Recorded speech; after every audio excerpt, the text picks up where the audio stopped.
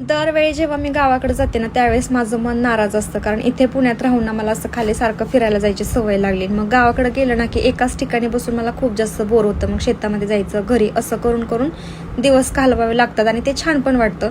पण ह्या वेळेस असं झालं ना की मला तिथे गेल्यानंतर ना घरी जास्त वेळ थांबायलाच भेटलं नाही. म्हणजे एक दिवस काही फंक्शन असायचं, दुसऱ्या दिवशी घरी थांबायचे की तिसऱ्या दिवशी परत निघालेच, असं करूनच मी 8 दिवसांची माझी सुट्टी घालवली आहे. म्हणजे मी शनिवारी गावाला गेले होते, दुपारी पोहोचले म्हणजे 4 वाजता. रविवारी लगेच माझ्या बहिणीचं लग्न होतं, म्हणजे मावस बहिणीचं लग्न होतं. मग तिकडे जायचं होतं संडेला फलटणला. मग आम्ही सकाळी छानसं आवरलं आणि मम्मीला आणि मला मी एकसारख्या साड्या घेतल्या होत्या. आणि ह्या कलांजली पैठणी मला पर्सनली खूप जास्त आवडल्या, म्हणजे एकदम चापून झुपून बसतात आणि कमी किमतीमध्ये भेटलं म्हणून मी घेतलं. दोघींनी पण एकसारखंच छान असं हे केलं होतं. त्यानंतर आम्ही लग्नाच्या ठिकाणी पोहोचलो आणि इतकं मला आधीच टेन्शन आलं होतं की साडी घालायची, एवढं सारं ऊन आहे, कसं होणार माझं. पण खरंच सांगते काहीच नाही वाटलं, म्हणजे एकदम रिलॅक्स वाटत होतं.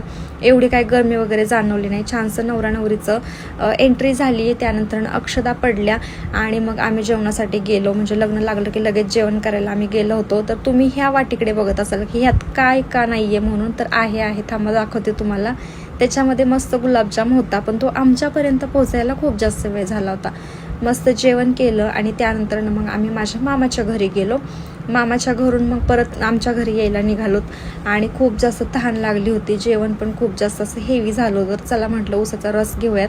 ऊसाचा रस पिला आणि त्यानंतर मग घरी आलो आणि मग आमच्या भैयाने लगेच जाऊन कूलर आणला होता, कारण एवढी गरमी आहे ना तिकडं की म्हणजे शब्दात पण सांगू शकत नाही. त्यामुळे मग कूलर आणला होता आणि असं संपवलं.